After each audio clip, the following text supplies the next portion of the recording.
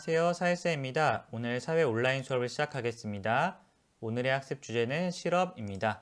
먼저 실업의 의미에 대해서 정리할게요. 실업이란 일할 능력과 의사가 있지만 일자리가 없어 일을 못하는 상태를 실업이라고 합니다. 우리가 보통 실업이라고 하면은 일을 못하는 상태라고만 알고 있는 경우가 많은데 사회교과에서는 두 가지 조건이 더 붙어요. 바로 일할 능력과 의사가 있지만 일을 못하는 상태라는 겁니다. 일할 능력과 의사는 있지만 못하는 상태, 이것을 우리는 실업이라고 합니다. 아래 표를 볼게요. 자, 우리 사회에서는 15세 이상이면은 일할 능력이 있다고 보고 노동 가능 인구로 분류합니다. 이 노동 가능 인구를 다시 일할 의사가 있는가, 의사가 없는가에 따라 경제활동 인구와 비경제활동 인구로 나눕니다. 경제활동 인구는 일할 뜻과 의지가 있는 사람이고요. 비경제활동 인구는 돈을 버는, 소득을 얻을 수 있는 그런 일을 할 의사, 의지와 뜻이 없는 그런 부류를 말합니다. 비경제활동 인구의 사례로는요, 가정주부라던가 학생, 노약자, 구직 단념자가 있는데요. 이 영상을 보는 대부분의 사람들은 학생들이겠죠. 학생들 15세 이상이면 일할 능력이 있다고 보지만 공부에 전념을 하고 있잖아요. 그래서 일할 의지가 없다. 그래서 비경제활동 인구라고 우리가 보는 겁니다. 구직 단념자라는 거는요, 직업을 구하는 활동을 포기한 그런 사람을 뜻합니다.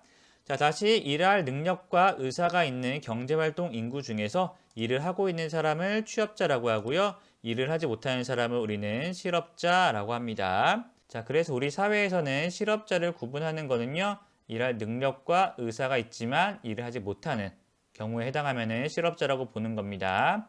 실업률을 구하는 공식도요, 경제활동 인구 중에서 실업자가 차지하는 비중으로 우리는 실업률을 구합니다. 우리 사회의 경제활동 인구가 100명인데 95명이 취업자고 5명이 실업자라면 실업률은 5%인 거예요. 자, 이러한 실업의 영향은요, 우리가 개인적 측면과 사회적 측면으로 나눠서 볼 수가 있는데요. 개인적 측면의 첫 번째 영향은 생계 유지가 어려워진다는 겁니다. 실업, 일을 하지 못하면 소득을 얻을 수 없잖아요. 그래서 우리가 먹고 사는 생계 활동을 유지하기가 어렵습니다. 만약에 내가 우리 집의 유일한 소득원이에요. 내가 뭐 아내도 있고 자녀들도 있어요. 근데 내가 일을 하지 못하는 실업자가 된다면은 우리 가정 모두가 생계 유지하기 어려워지겠죠. 그러한 영향이 있고요. 두 번째는요, 자아실현 기회를 상실하게 된다는 겁니다. 우리가 일을 한다는 거는 소득을 얻는 그런 중요한 목적도 있지만 우리의 꿈, 자아실현을 이루는 그런 과정이기도 합니다. 근데 내가 일을 하지 못하는 거는 그러한 자아실현의 기회를 상실하게 되는 것이겠죠. 세 번째는 미래에 대한 불안감이 있습니다. 오랫동안 이 실업 상태가 지속되면은 불안한 마음이 있겠죠. 그러한 영향들이 있습니다. 사회적 측면으로는요, 인적 자원의 낭비가 있습니다.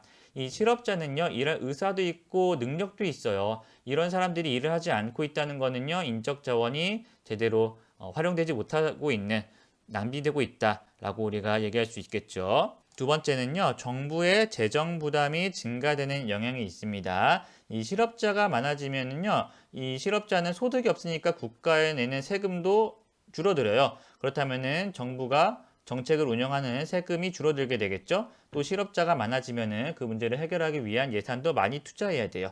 따라서 정부의 재정 부담은 더욱 증가하게 되겠죠. 자, 세 번째는 사회 불안 요소가 증가한다는 겁니다.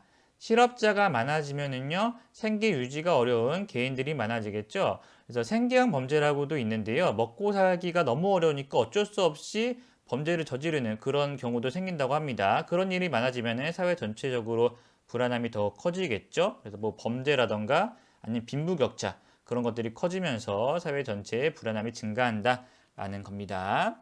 그래서 이러한 실업을 해결하는 것이 국가의 중요한 과제이기도 해요. 자, 그럼 다음으로는 어떠한 유형의 실업이 있고 그것을 어떻게 해결할 수 있나 우리가 살펴보도록 할게요.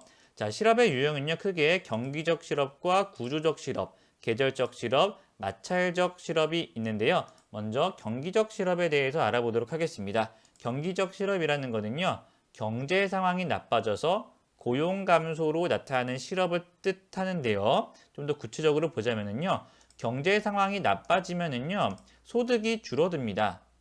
소득이 줄어들면은 사람들이 돈을 쓸 일이 더 줄어들겠죠? 수요도 줄어들게 돼요. 자, 우리가 지난번에 또 배웠는데요. 수요가 줄어들면은 가격이 떨어지죠. 가격이 떨어지면은 공급량은 줄어듭니다. 자, 그럼 기업 입장에서는 공급량을 줄이기 위해서는 일자리를 자르는 경우도 생기겠죠? 고용이 감소하게 되는 겁니다. 경제 상황이 나빠지면은 이러한 순서를 거쳐서 결국에 고용 감소로 나타나요. 그러면은 실업자가 많아지겠죠. 자, 코로나로 인해서 해외여행이 사실상 불가능해지면서 많은 항공사의 경제 상황이 굉장히 나빠졌는데요. 그러다 보니까 어쩔 수 없이 이 비행기를 타려는 수요가 없으니까 이 항공사의 직원을 자르게 되는 그런 상황이 불가피하게 발생하게 되었죠.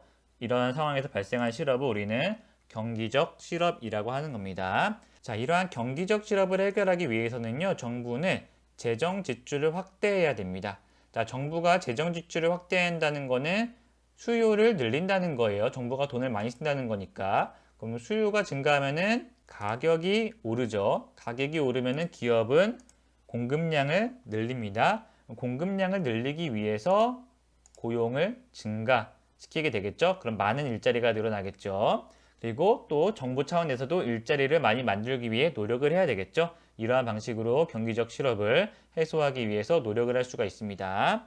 자, 두 번째로는요, 구조적 실업에 대해서 알아볼게요. 구조적 실업이라는 거는요, 산업 구조의 변화로 발생하는 실업인데, 여기서 산업 구조의 변화라는 거는요, 생산 기술이라던가 생산 방법의 변화, 그것을 우리가 산업 구조의 변화라고 합니다. 대표적인 예로는요, 이런 것을 우리가 키오스크라고 하는데, 우리 패스트푸드 매장이라던가 PC방 같은 데 보면은 키오스크가 많이 생겼거든요. 이런 것을 우리가 산업 구조의 변화라고 해요. 예전에는 이렇게 주문을 받고 계산을 하는 서비스를 사람이 직접 했죠. 사람이 직접 그런 서비스를 생산했는데 이제는 이런 키오스크, 기계가 그 서비스를 담당하는 식으로 산업 구조가 변한 거예요. 원래 사람이 하던 일을 기계가 하게 되었으니까 일자리는 줄어들었겠죠. 그러한 과정에서 발생하는 실업을 우리는 구조적 실업이라고 합니다. 자, 이러한 구조적 실업을 줄이고 고용을 안정시키기 위해서는요, 산업 구조의 변화에 능동적으로 적응하고 대응할 수 있는 그러한 인력을 개발하는 것 필요하고요. 또 미래에 유망한 직업이나 기술을 습득한 그런 직업을 훈련시키는 방법에 대응을 할 수가 있습니다. 자, 그 다음으로는 계절적 실업에 대해 이야기를 해볼게요. 계절적 실업이라는 거는요, 계절에 따라 고용 기회가 줄어서 발생하는 실업을 말합니다. 대표적인 사례로는 농업, 건설업, 관광업 등이 있는데요. 농업이나 건설업 같은 경우에는 겨울에는 일을 하기가 어렵습니다. 그러면은 이러한 농업과 건설업에 종사하는 사람들은 겨울이 되면은 일자리를 잃는 거잖아요.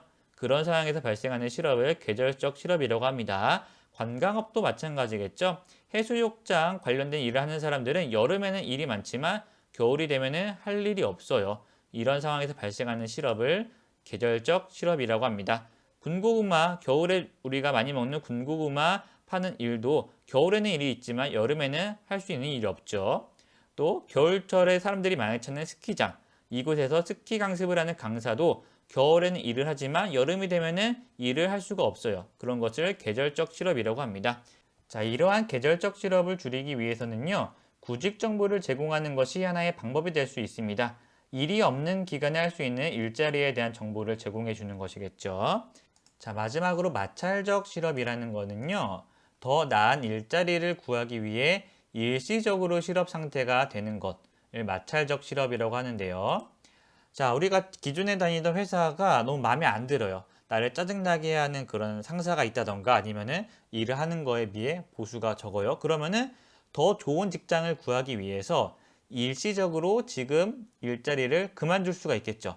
그럼 일시적인 상태로 실업자가 됐는데 이와 같이 더 좋은 일자리를 구하기 위해서 일시적으로 실업 상태가 된 것을 우리는 마찰적 실업이라고 합니다. 자, 이러한 마찰적 실업을 줄이기 위해서는요, 신속하게 더 좋은 일자리를 구할 수 있도록 다양한 구직 정보를 제공해 주는 것이 하나의 방법이 되겠죠. 자, 이러한 내용뿐만 아니라 실업 문제를 해소하고 고용을 안정시키기 위해서는요, 기업 차원에서는 더 많은 일자리를 창출하기 위한 방안들을 모색해야겠고요. 또 근로자는 자신의 능력을 개발하고 새로운 기술을 습득해서 생산성이라던가 업무 처리 능력을 향상시키려고 노력을 해야겠죠.